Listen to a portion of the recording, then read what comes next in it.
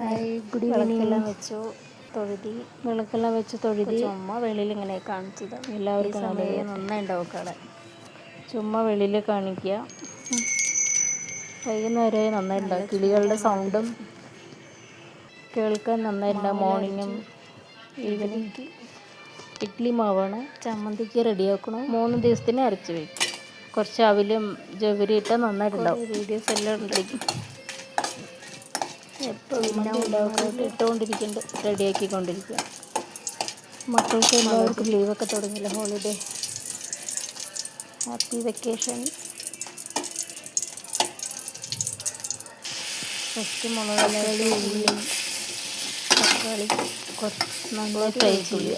കുറച്ച് ഉപ്പ് നന്നായി ഫ്രൈ ചെയ്ത ശേഷം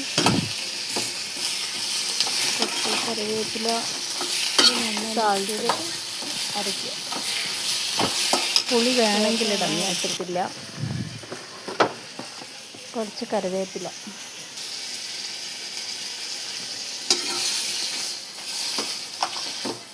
മാവ് കുറച്ച് അവില്, മോനെ പെന്തെടുക്കണം. ജവരി ഇട്ടാൽ നല്ല സ്മൂത്താവും.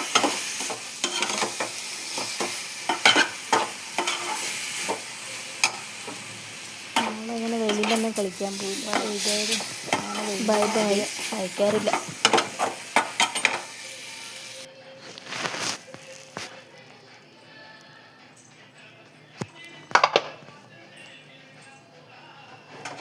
ചമ്മന്തി റെഡിയാക്കി. ഇഡ്ഡലി, കടലക്കറി ഉണ്ട്. മോർണിംഗ് ചപ്പാത്തി ഉണ്ടാക്കിയ കറി ബാലൻസ് ഉണ്ട്.